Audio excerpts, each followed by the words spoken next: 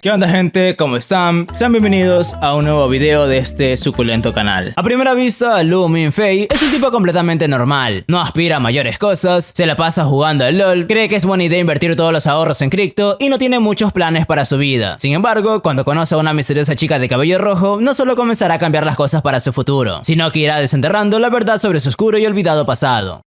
Pero para entender todo esto debemos remontarnos al principio. Como les dije, nuestro prota es un tipo común y corriente que no aspira a hacer mucho con su vida. Tiene un crush con una tipa que es amable con él por mera cortesía, sus padres lo abandonaron cuando era niño y al mero estilo de Harry Potter vive con sus tíos maltratadores que se gastan los cobres que recibe. Se postula a universidades aún sabiendo que jamás podrá entrar porque sus notas son una mierda y su verdadero sueño es montar una bodeguita para vivir bien, pasar las tardes jugando dominó con las panas y poder decir hoy no fío, mañana sí. Mientras tanto, su mayor orgullo es su desempeño en el LOL. Juego en el que se ha vuelto prácticamente invencible hasta ahora, porque una buena tarde recibe una invitación de un usuario misterioso que en menos de 2 minutos le da la paliza de su vida y lo deja con ganas de saber quién carajo lo pudo vencer tan fácilmente. Pero vemos que él no es el único interesado en conocer más sobre su oponente, ya que en un cambio de escena nos enteramos que la persona misteriosa detrás de dicho usuario es Nono, un estudiante de élite parte de la prestigiosa Universidad Kasser que está intentando averiguar por qué uno de sus profesores, Gude, está tan interesado en reclutar a Minfei hasta el punto de clasificarlo como un potencial estudiante clase S. A pesar de eso, y por lo que ha averiguado con ayuda de Eva, la inteligencia artificial que usan en Castle para las investigaciones, no solo ve al prota como un tipo ordinario con nulas posibilidades de salir adelante en un sitio como Castle, pero fiel a las decisiones de sus profesores, ella y su equipo siguen adelante y le envían al prota una carta informándole que había sido elegido para una beca completa en la prestigiosa academia y que si quería continuar con el proceso tenía que pasar por una entrevista. Al leer la carta, Minfei cree que se trata de algún tipo de estafa piramidal, pero como no tiene nada que perder, se presenta a la entrevista como si nada. Allí se da cuenta que entre los postulantes se encuentra su crush del colegio, lo que hace que se emocione y que cuando llegue su turno decida darlo todo de sí para quedar seleccionado. El problema está en que apenas entra a la habitación, se ve aturdido por el increíble aura de poder que emiten los estudiantes, lo que contrasta un poco con las preguntas que le hacen, ya que comienzan a preguntarle si creen alienígenas y cosas por el estilo. El prota le sigue la corriente, pero cuando la cosa se sigue poniendo cada vez más rara, simplemente se da por vencido y se va. Los estudiantes creen que eso es prueba suficiente para demostrar que no es apto para entrar a Castle, pero cuando le cuentan a su profesor lo que había pasado, ese les dice que tienen que convencerlo por todos los modos necesarios. Así que, en contra de toda lógica, esa noche nuestro prota recibe un correo informándole que había pasado a la siguiente etapa, lo que también le sorprende porque honestamente su entrevista dio bastante pena. Al día siguiente, él y su familia son invitados a un almuerzo para hablar sobre el tema de la admisión. Allí Gude sigue insistiendo que se una a la academia y conocemos un poco más sobre la relación entre Castle y nuestro prota. Pues resulta que sus padres estudiaron allí y a pesar de que sus trabajos lo obligan a pasar tiempo lejos de nuestro prota, nunca perdieron el interés en su hijo. Eso hace que el prota se emocione bastante, pero aún cuando le ofrecen una beca bastante jugosa, decide rechazar la oferta, el motivo más simpático y patético de todos. Y es que si se va, estaría lejos de su crush. Sí, un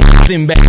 No se da cuenta de esto y en contra de los deseos de su profesor, deja de insistirle. Sin embargo, también le dice que si va a sacrificar tanto por su crush, que al menos tenga las bolas de acercarse a ella y decirle lo que siente. Es así como el prota se motiva y aprovechando que la chica lo había invitado a una salida casual, comienza a planear cómo declararle su amor. No lo ayuda en todo el proceso, pero en una de esas ella le dice que averiguó algunas cosas sobre la chica que no le dan muy buena espina y que quizás lo mejor sería cancelar todo el tema de la confesión. Pero el prota se pasa su advertencia por los huevos y sigue adelante de todas formas, preparando una confesión con pancartas, mariachis, fuegos artificiales y toda la cosa. Por supuesto, sale mal, ya que mientras se preparaba para iniciar su confesión, el tipo más popular de su antigua escuela se le adelanta declarando su amor frente a todos y siendo correspondido por la chica. Minfei se pone todo depre porque la vida le estaba dando su desarrollo de personaje, pero en ese momento aparece Nono para buscarlo mientras luce un vestido increíble y le sube como 10 puntos de autoestima al pobre diablo, recordándole que tienes cosas más grandes esperándolo. Ambos se van y como ahora no tiene a nadie a quien simpiar, el prota acepta unirse a la academia y todos los cambios increíbles que eso representa. Lo curioso de todo es que una vez formaliza su registro en la base de datos, la inteligencia artificial Eva le da la bienvenida y le dice que está feliz de volverlo a ver, abriendo la posibilidad de que el prota no solo sea más poderoso de lo que aparenta, sino que esta no sea realmente su primera vez en dicha escuela. Su viaje comienza en una estación de tren donde conocemos a Finger, un estudiante del único año que aparte de haber repetido curso como 5 veces seguidas, es ultra pana y nos explica un poco de cómo funcionan las cosas por aquí, ya que en toda la estación es el único que aparece sin siquiera saber la existencia de la Universidad la Castle y del tren que se necesita tomar para llegar a ella. Esto se debe a que la academia se encuentra oculta entre las montañas y sus instalaciones son de tan alta seguridad que los únicos que conocen de su existencia son los elegidos para asistir a ella, o sea, Hogwarts. Mientras esperan el tren, Minfei se queda dormido y lo curioso aquí es que tiene una especie de pesadilla en la cual un niño con el uniforme de la academia se acerca a él llamándolo hermano. El prota se despierta en el momento exacto para registrar su boleto y tanto el colector como Fingers se sorprende al saber que él era el famoso estudiante de primer año de grado S, dándonos a entender que la presencia del prota no es poca cosa y que de cierta forma lo estaban esperando. El tren llega y al ser un grado tan avanzado lo ponen en un vagón especial lleno de lujos donde se encuentra nuevamente con Good Day. El profesor le agradece por unirse a ellos y finalmente nos explica un poco de qué se trata toda esta locura. La respuesta corta, magia. Y la respuesta larga es que más que una academia se trata de una sociedad secreta mágica como en Harry Potter, pero que en lugar de pelear contra ratas y pelones se dedica a luchar contra los dragones, criaturas que para el ojo común no son más que mitos, pero que en realidad sí existen. Y no solo eso, sino que llevan librando durante siglos una incesante lucha para tomar el control de este mundo. Esta información es confirmada por el extraño niño de sus sueños, quien de repente aparece en su conciencia para mostrarle imágenes de una magnífica guerra de antaño entre los humanos y el dragón negro, el más poderoso de los dragones, que a pesar de haber sido derrotado hace miles de años, amenaza con regresar a la vida y sumir al mundo en un profundo caos. No solo eso, sino que con todos los secuaces que ha acumulado a lo largo del mundo, ha creado la necesidad de reclutar a personas excepcionales como Nono y aparentemente el prota para luchar contra ellos. Lo primero que piensa Minfei es que había sido enviado a un psiquiátrico ridículamente elegante, pero cuando le muestran un espécimen de dragón criado en cautiverio, no hay lugar para dudas. Los dragones existen y ahora tendrá que aprender cómo carajo luchar contra ellos. Pero, sobre todo, tendrá que averiguar cómo sobrevivir a la academia, ya que a pesar de no ser un psiquiátrico técnicamente, está llena de personas peculiares e increíblemente poderosas. Eso nos queda claro a los pocos minutos de llegar, ya que en ese momento comienza a sonar una fuerte alarma y tanto el prota y profesor Gude se ven envueltos en medio de una batalla a muerte entre los dos principales bandos de la escuela, los rojos y los negros, cada uno liderados por los tipos de allí, César y Ham, quienes aparte del prota son los únicos estudiantes de clase S de toda la academia. En medio de la balacera, Gude es derribado y uno a uno el prota ve como los estudiantes caen muertos en el suelo, mientras ambos líderes comienzan a luchar en una batalla de proporciones increíbles con un nivel de poder únicamente equiparable a la magnitud de destrucción que llevaba consigo. Un altavoz anuncia que aparte de ellos, solo quedan dos estudiantes con vida, donde se encuentra Nono. Ella se acerca a Minfei y promete explicarle lo que está pasando. Sin embargo, otro estudiante aparece de la nada e intentando proteger a nuestro prota, Nono recibe una bala directamente en el pecho y es derribada. Al ver lo que había pasado, el prota entra en estado de shock y de repente la voz del niño resuena en su cabeza ofreciéndole su poder para hacer pagar a los estudiantes por lo que había pasado. De esa forma, Minfei adquiere un poder excepcional con el que en un par de movimientos consigue no solo derrotar a la chica que asesinó a Nono, sino acabar con cada uno de los líderes, demostrando que había llegado a un rango S capaz de superarlos a ambos. Luego de eso, el prota recobra la conciencia y se da cuenta que lo que acaba de presenciar no era una batalla a muerte, sino que se trataba de una práctica de lucha con balas especiales capaces de neutralizar a los estudiantes sin matarlos. Automáticamente se anuncia que el prota había sido el vencedor, ganándose el reconocimiento de todos, incluyendo al director, el potencial de convertirse en el próximo gran cazador de dragones. Luego de eso, el prota se dirige a su dormitorio donde conocemos a su compañero de cuarto, quien no es más que otro que el mismísimo Finger, quien se muestra contento de volverlo a ver y aparte de mostrarle un poco de las instalaciones, también le explica cómo funciona la magia en este mundo. Resulta que cada uno de los estudiantes y miembros de toda esta sociedad matadragones poseen habilidades conocidas como Jan Lim, las cuales varían dependiendo del usuario, tanto en estilo como en nivel. Es por eso que nos encontramos con trucos tan variados como teletransportación, agua, metamorfosis, fuego y cualquier cosa que puedan imaginar, ya que todo esto suelen ser controlados por el guardia de la noche, quien vigila que los poderes de las personas no se salgan de control y básicamente mantiene las cosas en orden. No entendí muy bien de dónde provienen los poderes, pero hay algo seguro, y es que todos los estudiantes poseen cierta afinidad o relación con los dragones, lo que saca a flote sus habilidades. Por ejemplo, los otros dos estudiantes clase S de la academia, César y Ham, poseen un alto nivel de relación con el dragón negro, que es el más poderoso de todos. El detalle está en que cuando el prota es evaluado para medir su nivel de afinidad con este, el resultado es 0. Al principio no entienden qué puede significar esto, pero luego Good Day y el profesor Pixie llegan a la conclusión de que el prota podría estar asociado al dragón blanco,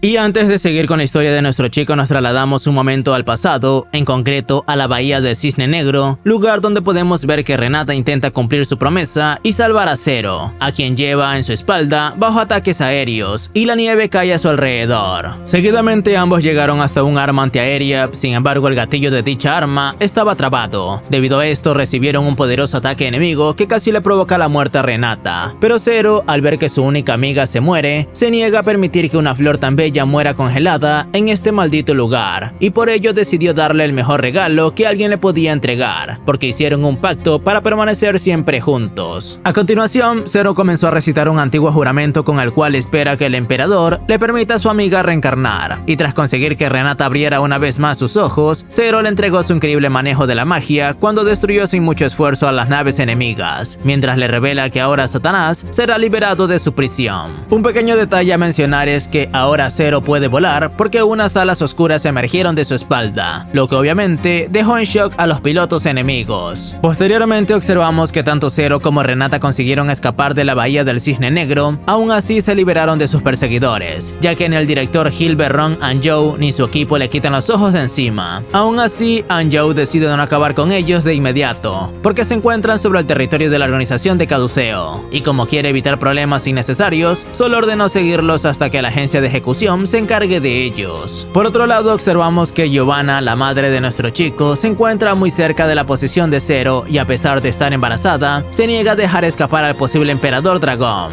Debido a esto, Lu Linchem, el padre del prota, no tiene más opción que apoyar la decisión de su esposa, prometiendo que hará todo lo que esté a su alcance para protegerlos. Mientras tanto, Renata y Zero consiguen hacer funcionar un tren que los llevará hasta Xiongguo, o al menos es lo que desea este último. Por lo tanto, antes de continuar con su viaje, se puso de pie frente a las naves enemigas y conjuró un hechizo para crear ciclones que impidan el avance de sus enemigos. Y como si esto no fuera poco, haciendo alarde de su gran poder, comenzó a manipular los elementos de la naturaleza para invocar poderosos ataques que fueron destruyendo una a una las naves que los persiguen. Sin embargo, cuando pensaba que por fin se habían liberado de sus molestos enemigos, el grupo de 127 estudiantes de la Universidad Cassel invadió el tren. Ante esta situación, Zero le cuenta a Renata que se tratan de personas híbridas. Por esa razón, recomienda que cierre sus ojos porque no le gustará para nada lo que sucederá. Segundos después, observamos que Renata hizo muy bien en acatar la recomendación de su amigo, porque con solo un movimiento Zero asesinó y desmembró a sus enemigos, provocando una lluvia de sangre que cayó sobre ellos. Luego demostró el poder de su linaje al obligar que otros atacantes se arrodillaran ante él. Aún así, los estudiantes fuerzan el uso de su sangre humana para anular la supresión de linaje que utilizó. Pero esta fue una terrible decisión de su parte, ya que solo encontraron una cruel muerte a manos de Zero, quien disfruta acabar con todos aquellos que se creen fuertes y solo acaban convertidos en una lluvia de restos humanos. Y tras acabar con los alumnos, vemos que Giovanna y Lu Linchem llegaron para enfrentarlo con la intención de evitar que cruce la frontera de Xingguo. Debido a esto, el padre de nuestro chico lanzó su poderoso Yangli, que según sus palabras, penetra todo lo que esté a su alcance. Aunque lejos de lo que Zero esperaba, lo lanzó hacia Renata. Por lo tanto, le pide a su amiga que abra el regalo que le dio hace unas horas. Gracias a esto, Renata activó un Yangling llamado Pupila Espejo, con el cual intercambió su lugar por el de los padres del prota, quienes ahora observan aterrados que morirán a causa de su propio ataque. Solo que antes de que esto suceda, el director Anjou intervino con su habilidad Tiempo Nulo, con la que además de salvar a los padres de nuestro chico, también aprovecha para desgastar el tiempo de vida restante que tiene Zero, ya que es consciente de que el cuerpo humano que posee poco a poco va llegando a su fin.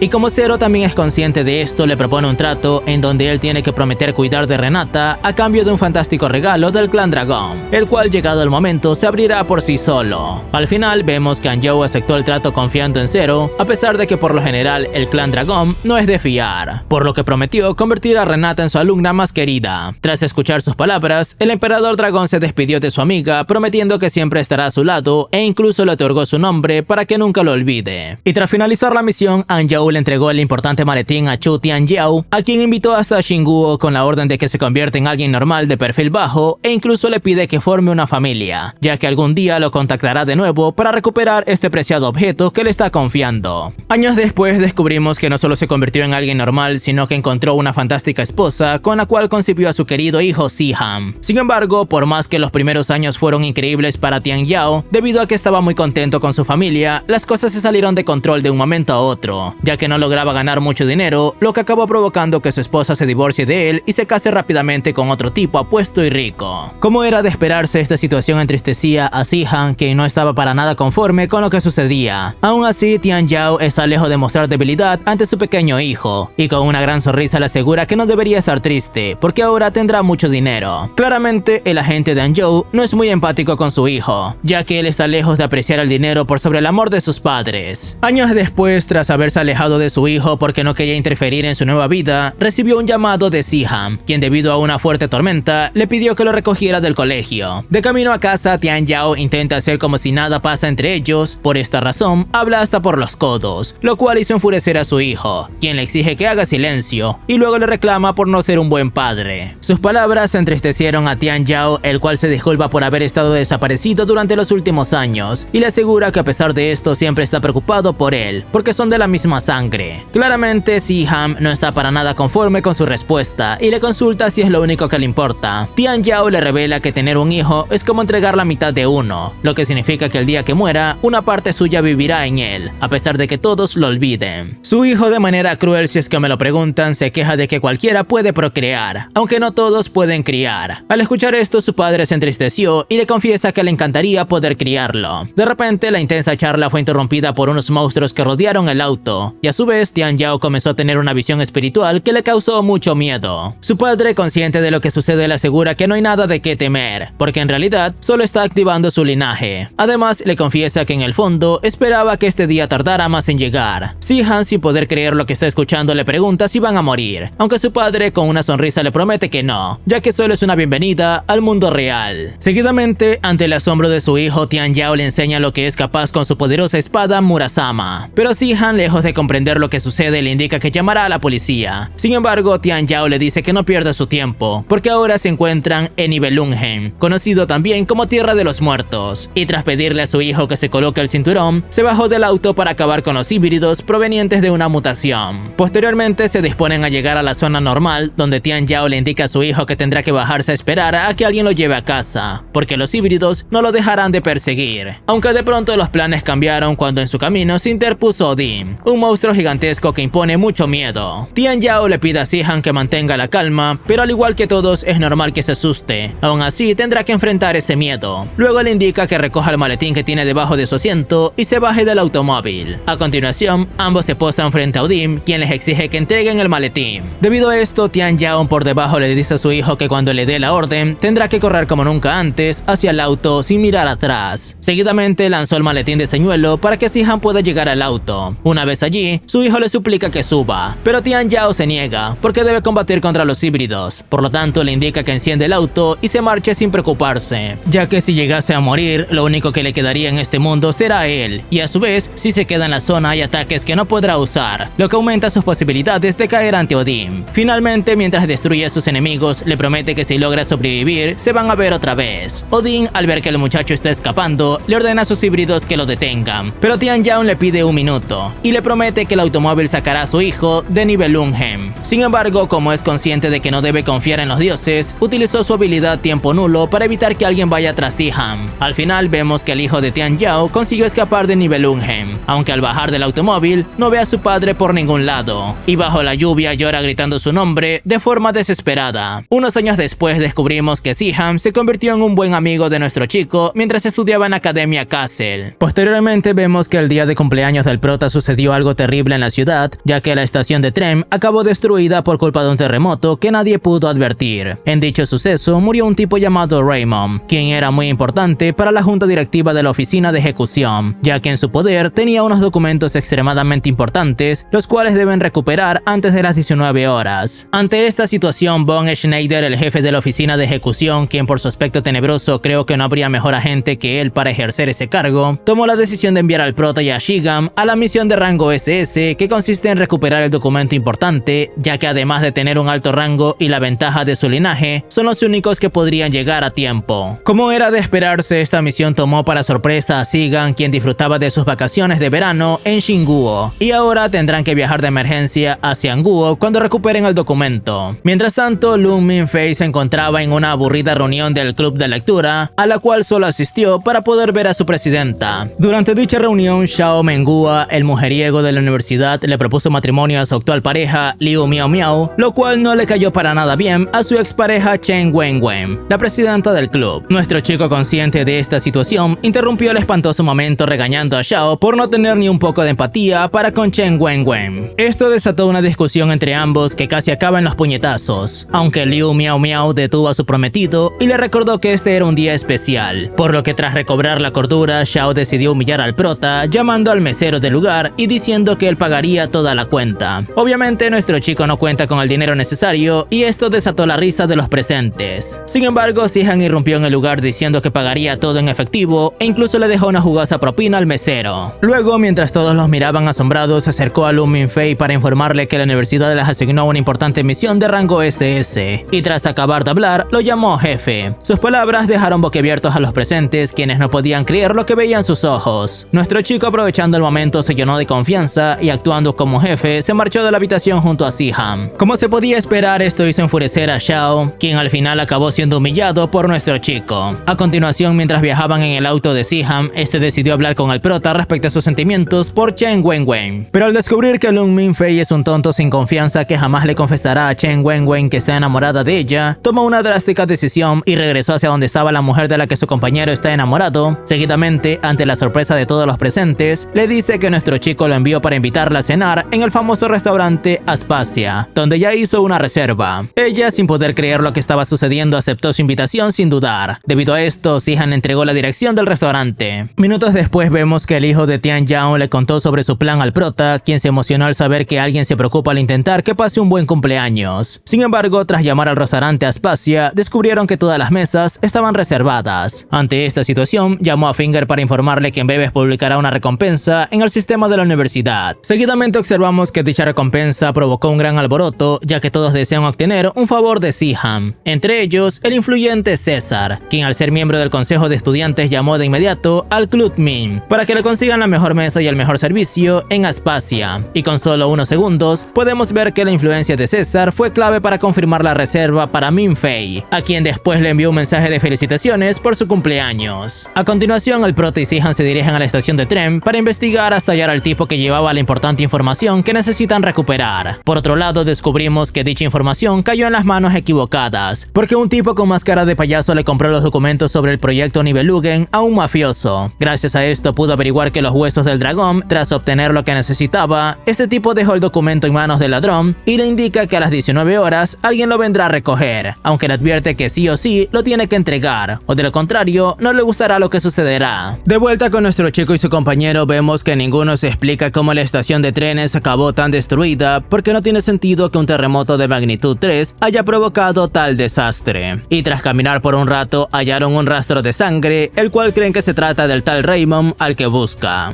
Sin embargo, como ellos no tienen la habilidad de ver entre los cristales rotos del suelo, Si-han se comunicó con Nono, quien les indica que para recrear la situación tendrán que recorrer el camino que siguió Raymond antes de morir. A continuación, observamos que Si-han sigue al pie de la letra las indicaciones de Nono. Gracias a esto, poco a poco empieza a tener visiones de los últimos momentos del tipo al que investigan, ya que un vidrio gigante lo atravesó por la mitad y luego una pesada roca cayó sobre él. Seguidamente, Nono se enfoca en el ladrón que tomó los documentos tras su muerte, por eso mismo le indica a Si-han que lo más probable es que haya huido por la salida de su derecha, y después apretó el acelerador de su auto a fondo, ya que dejó marcas en el suelo. Si-han, luego de obtener esta valiosa información, le agradeció por su ayuda creyendo que esto sería todo. Pero no, porque Nono le revela que había una tercera persona en la escena del crimen, la cual estaba observando cómo el ladrón robaba la información del fallecido. Y tras despedirse de su compañera, Si-han le dice al prota que aprovechando su experiencia va a investigar a fondo el crimen, por lo tanto le pide que se reúnan a las 19:15 en el edificio Runde. Posteriormente nos trasladamos junto a Von Schneider, quien se encuentra molesto tras descubrir que es muy probable que los responsables del ataque sean los miembros de los cazadores, unos tipos dirigidos por Tan Wei que hacen encargos que rozan lo ilegal. Y como si esto no fuera suficiente, su compañero le informa que los burócratas del consejo tomaron una decisión sin consultarle porque no confían en Si-han. Debido a esto, enviaron a otro miembro de la organización para que lo asistan. Claramente, esto enfureció a Von Schneider, porque nadie puede ayudar a Si-han, ya que no sabe trabajar en equipo, y en todas las misiones siempre actúa por su cuenta. Más tarde vemos que tras tener que soportar a su horrenda familia, a ver, es medio duro decirlo, aunque el prota se crió en la casa de sus tíos, donde nunca fue tratado como un niño, sino que siempre lo quisieron usar de sirviente, entonces se entiende que no haya tanto afecto hacia ellos. Pero bueno, cuestión que Minfei se dispone a marcharse a su siguiente misión. Sin embargo, el chofer enviado por Si-han le revela que antes de ir a la misión tiene una cena en Aspasia, junto a Chen Wenwen, la cual no puede durar más de 40 minutos si no se retrasará en sus tareas. Y mientras Si-han se dirige hacia el edificio Runde, vemos que nuestro chico no puede creer que está por cenar en un restaurante de millonarios, donde lo recibieron informando que hoy todo el lugar le pertenece, porque es el único cliente VIP. Durante la cena, Minfei se dispone a pasarla bien, ya que este es el regalo de cumpleaños que su amigo preparó para él. Pero de repente, una notificación a su celular le reveló que Si-han había iniciado la misión. Debido a esto, sin dudar ni un segundo, abandonó a Chen Wenwen para ir junto a su compañero compañero. Mientras tanto, en el edificio Runden vemos que el equipo laboral, unos tipos que se encargan de los trabajos de la organización, comienza a actuar de señuelos para atraer la atención de todos los guardias del lugar, ya que deben evitar que descubran el plan de Seaham, quien por su parte, tras cruzar el puente que une las dos torres del edificio, se dispone a eliminar a los guardias en su camino con la intención de alcanzar al piso 21. Sin embargo, cuando el plan parecía marchar a la perfección, de pronto un tipo que está siendo controlado por el Yanlin de la sumisión del emperador se presentó ante él, demostrando que no será un oponente tan sencillo como el resto. Aún así, Seaham se las arregló para acabar con ese tipo. Lamentablemente no era el único, ya que tras derrotarlo, llegaron unos cuantos tipos más en el mismo estado, por lo que consciente de que las cosas se pondrán feas, decidió dejar de contenerse y se prepara para eliminar al ejército que tiene enfrente. Aunque tras hacer volar a unos cuantos, se dio cuenta de que algo anda mal, debido a que sus golpes no parecen afectarles. Por lo tanto, decide retroceder unos pasos y regresar al puente de los edificios. Sin embargo, sin saberlo, había caído en la trampa del tipo con máscara de payaso, el cual, recitando un nuevo Yanlin, le empezó a provocar visiones sobre siervos de la muerte que le recordaron su pasado. De repente, todo a su alrededor comenzó a verse muy confuso e incluso creyó ver en la calle que el auto de su padre se dirigía hacia la torre. A continuación, dicho automóvil se estrelló contra la torre B y sin ningún tipo de explicación, esto provocó que todo el edificio se viniera abajo, lo que dejó a Seaham en una situación extremadamente peligrosa, porque los cables que sostienen el puente entre las torres se hizo añicos. Ante esta situación, el amigo de nuestro chico se niega a morir, por lo tanto liberó todo su poder de su linaje porque no puede seguir perdiendo el tiempo. Debido a esto, vemos que Seaham se puso en modo despiadado y acabó de manera cruel con los guardias hipnotizados por el Yanlin de cara de payaso, quien al percibir su sed de sangre se regocija al saber que pronto entrará al mundo ilusorio. Y tal como este lo sospechaba, podemos observar que evidentemente la sed de sangre de Seaham lo envió al mundo ilusorio, donde él cree estar enfrentando a los siervos de la muerte que se llevaron a su padre. Al final, a pesar de haber perdido el control, Seaham estaba dispuesto a cumplir con la misión, solo que antes de desvivir al ladrón de los documentos, recibió una llamada del prota, lo cual lo ayudó a escapar del mundo ilusorio. Seguidamente recogió los documentos de la misión y abandonó el lugar usando el ascensor de la torre, no sin antes disculparse con el dueño por los daños ocasionados. De pronto, mientras intentaban mantenerse en pie, llegó Min Fei, quien, preocupado por el estado en el que se encuentra, lo tomó entre sus brazos para evitar que caiga al suelo. Seaham, contento de verlo, le agradece por haberlo ayudado a no perder el control cuando más lo necesitaba. A continuación, se dirigen a la casa de Seaham para buscar su pasaporte, ya que deben de viajar de inmediato hacia la academia. Durante el camino, nuestro chico, muy sorprendido, le pregunta por qué carajo sus heridas se curan tan rápido. Su amigo le cuenta que es gracias a que utilizó sed de sangre, un yan que acelera la regeneración celular al potenciar el linaje del usuario. Además, le revela que incluso un híbrido podría usarla para ganar fuerza por un corto periodo de tiempo y acercarse al poder de un dragón puro. Seguidamente, Seaham entró a su hogar y le pidió a Min Fei que esperara a que regresara. Pero nuestro chico, siendo muy considerado con su amigo y al darse cuenta de que se veía muy cansado, decidió correr a toda velocidad en busca de algo de comer. Mientras tanto, tras entrar a su casa, Seaham descubrió que su madre se quedó dormida después de beber. Debido a esto, recogió sus cosas lo más rápido posible y se marchó sin despedirse, ya que no desea molestarla. Luego nos dirigimos hacia la Academia Castle, donde vemos al director Anjou dirigir la reunión anual del consejo escolar, una reunión hiper secreta de la cual nadie puede hablar tras salir del lugar. Durante la misma tratan el asunto de la muerte del emperador del bronce y el fuego. Claramente nadie cree que el emperador de en verdad está muerto, y Frost se lo dejó bien en claro a Anjou, recordándole que nunca se ha confirmado la muerte de un emperador dragón. Pero el director de la academia asegura que el informe frente a ellos es correcto. Debido a esto, Frost le exige que enseñe alguna prueba de lo que dice. Ante tanto cuestionamiento, Anjou le entrega una pequeña caja que tenía a su lado y le indica que allí está la prueba que tanto necesita. Sin embargo, cuando los miembros del consejo descubrieron que solo se trataba de una piedra filosofal, cuestionan que a pesar de su gran valor, esto no significa nada. Por lo tanto, Anjou les dice que si quizás un experto se los explica, comprenderán que sí es una prueba de la muerte del emperador dragón. Luego le pide a Charlotte que, como experta en alquimia, ilumine las mentes de sus compañeros. Ella le cuenta a todos que la piedra filosofal es una cristalización de elementos espirituales, la cual, debido a sus impurezas, suele ser un cristal oscuro y grueso. Aunque lo que tiene ahora en sus manos, por más que se parece a una piedra filosofal, no lo es, porque en realidad es una sustancia refinada a partir del fuego en su forma más pura. Lo que significa que, basada en sus conocimientos, puede afirmar que la única forma de refinar alguno de los 4 elementos es empleando huesos de los emperadores dragones, por lo que concluye que el elemento frente a ellos fue refinado a partir de los huesos del emperador del bronce y el fuego. Frost, sin creer lo que está escuchando, se queja de que hayan creado un cristal con los huesos huesos del emperador dragón Constantine. Aún así, le consulta al director si es que esto significa que Constantine jamás va a volver. Anjou le confiesa que no puede responder su pregunta, porque todo lo relacionado a la reencarnación es un secreto y no puede compartir esa información. Pero lo que sí le puede contar es que basado en su investigación, si Constantine no hubiera muerto, jamás habrían podido refinar sus huesos. Finalmente, como Frost sigue sin confiar en Anjou, este último le pide a Charlotte que le diga lo que piensa. Y tal como el director lo creía, ella asegura ante toda la mesa que el emperador dragón ha muerto de verdad. Sin embargo, cuando todo tendría que ser felicidad por haber encontrado una forma de asesinar a los emperadores dragones, Frost arruinó todo, ya que muy enojado comienza a cuestionar el abuso de poder que está ejerciendo Anjou debido a que es el único que puede acceder a los huesos de Constantine. Luego le recuerda que la academia no le pertenece y solo es capaz de gestionarla gracias a todos los presentes en la reunión. Pero a pesar de que el resto sí apoya al director, Frost continúa quejándose sobre que los huesos son muy valiosos para que estén bajo el poder de una sola persona. Cansado de esto, Anjou le pregunta qué haría la familia Gattuso si se diera los huesos al consejo escolar. Al sentirse insultado, Frost, extremadamente enojado, le advierte que cuide sus palabras. Aún así, Anjou le indica que si quiere los huesos, la única forma de conseguirlos será si lo expulsa del consejo. De lo contrario, jamás tendrá acceso a ellos. Seguidamente, como las cosas empezaban a salirse de control porque todos tienen posturas diferentes, Anjou les pide que acaben con este asunto hasta que piensen una solución que los deja a todos contentos. Además, les advierte que no lo pueden despedir, ya que jamás encontrarán a alguien que lo pueda reemplazar. Charlotte le asegura a todos que él tiene razón, porque es el único que cuenta con el apoyo de los alumnos y de la élite de ejecuciones. A continuación, Anjou decide pasar al otro asunto de la reunión y le pide al candidato a formar parte del proyecto Nibelungen que ingrese, y quien entró a la habitación fue César Gattuso. Debido a esto, el director le explica a los presentes que César será reelegido como el presidente del consejo de alumnos y además fue el encargado de matar a un emperador dragón.